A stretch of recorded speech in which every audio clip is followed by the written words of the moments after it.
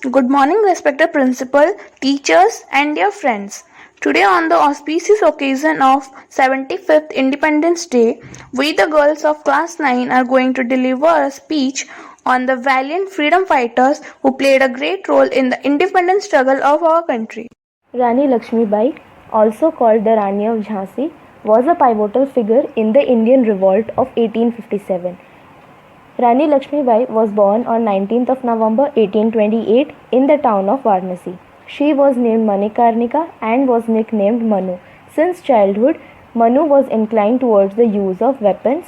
Thus, she learned horse riding, sword fighting, martial arts and mastered these. In May 1842, Manu got married to Raja Gangadhar Rao Navalkar, Maharaja of Jhansi and then known as Rani Lakshmibai. Rani Lakshmibai had a firm resolution not to give Jhansi to East Indian Company. The Indian Rebellion started at Meerut on May 10, 1857. The news of the bullet casing coated with pork and beef spread throughout India. During this time, Lakshmibai began leading her troops to subdue the battle initiated by other princes. She assured her subjects that there was no threat to the city from outside forces. Lakshmibai called for an armed force. Successfully, she assembled an army of rebellion including women. She was supported in this by Ghulam Ghaus Khan, Kashibai and others. She was determined not to surrender in the hands of the British. She fought with the British forces on March 23, 1858 when Sir Hugh Rose besieged Jhansi. She fought with her son tied on back and was wounded by one of the English horsemen and died with a sword in her hand. Rani of Jhansi martyred herself in a struggle to attain Swaraj and liberate the Indians from the British rule. Sarojini Naidu, born on 13 February 1879, also known as Sarojini Chattopadhyay, is a political activist, feminist, poet, and the first Indian woman to be president of the Indian National Congress and to be appointed an Indian state governor. She was sometimes called the Nightingale of India. She was drawn to India's Congress movement and to Mahatma Gandhi's non-cooperation movement.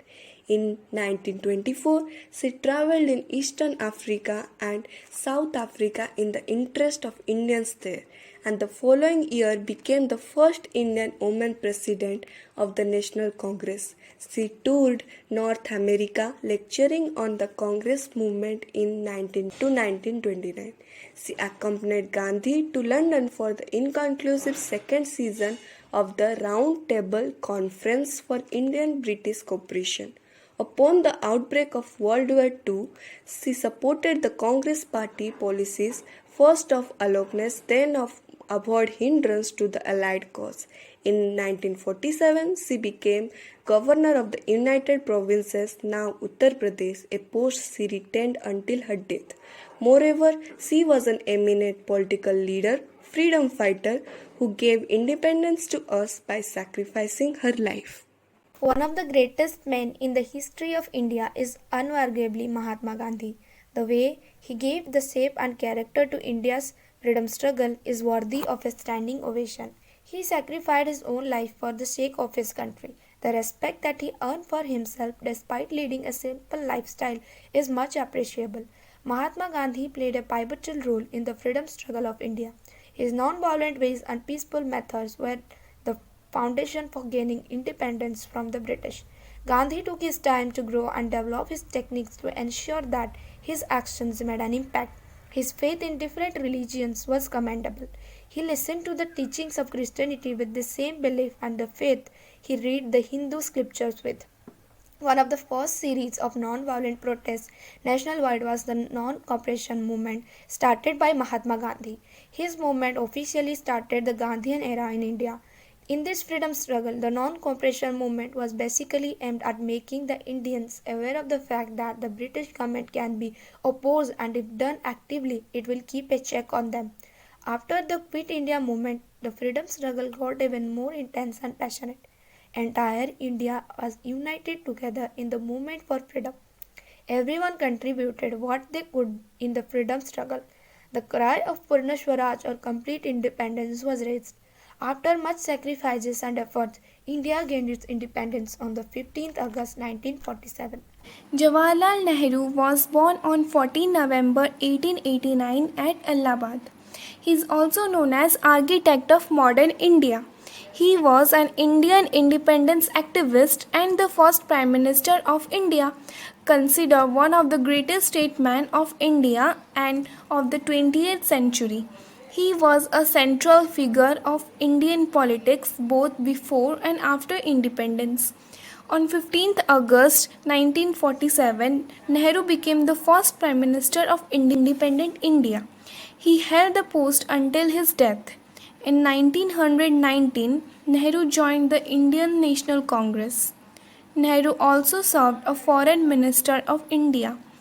In October 1947, he faced conflict with Pakistan over the state of Kashmir, which was disputed at independence. Nehru, as Prime Minister, he even included free and compulsory primary education to all children.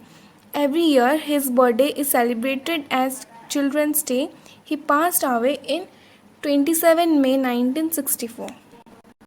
Born on 23 July 1906 in Bhavra, Madhya Pradesh, Chandrasekhar Tiwari was the son of Pandit Sitaram Tiwari and Jagrani Devi. He got involved in revolutionary activities at a very young age. Mahatma Gandhi that time launched a non-cooperation movement and he joined it. He got his first punishment at an age of 15 years when he was caught by the Britishers and sentenced to 15 whiplashes. After this incident, he assumed the title of Azad and became famous as Chandrasekhar Azad. He joined a radical association named the Hindustan Republican Association and took part in several violent activities, including the Kakori train robbery and killing of a British police officer.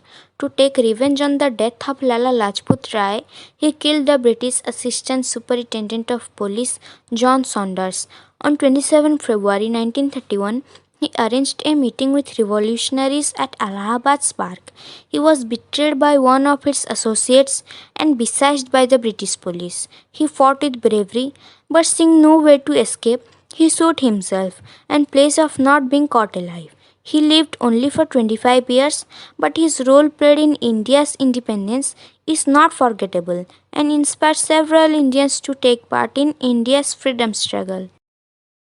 Subhash Chandra Bose was born on 23rd January 1897 in Cuttack, Orissa. He was an Indian nationalist whose patriotism made him a hero in India. His involvement in the Second World War to get India free from the British rule with the help of Nazi Germany and Japan left a legacy. He went to England to take the Indian Civil Service examination. Returning to India in 1921, he joined the nationalist movement led by Mahatma Gandhi and INC. In 1938, he rose to become the Congress president. In 1942, Indian National Army (INA) was formed by Indian collaborationists and Imperial Japan. Its aim was to secure India's independence from British rule. It was formed under Rash Bihari Bose, but later in 1943, on Subhash Chandra Bose returning from Southeast Asia, has handed over to him. And under his captaincy, INA was declared to be the army of Azad Hind. Subhash Chandra Bose, being a great hero, had a very significant role in India's independence. Bhagat Singh, born on 27 September 1907 in Lialpur, Punjab, was a great revolutionary hero of the Indian independence movement. He began to protest British rule in India while still a youth and soon fought for national independence. He is credited with popularizing the catchphrase Inqilab Zindabad, meaning long live the revolution. Bhagat Singh's two acts of dramatic violence against the British in India and execution at the age of 23 made him a folk hero of Indian independence movement. In 1928, Bhagat Singh plotted to kill the police chief responsible for the death of Indian writer and politician Lala Lajpat Rai during a silent march opposing the Simon Commission.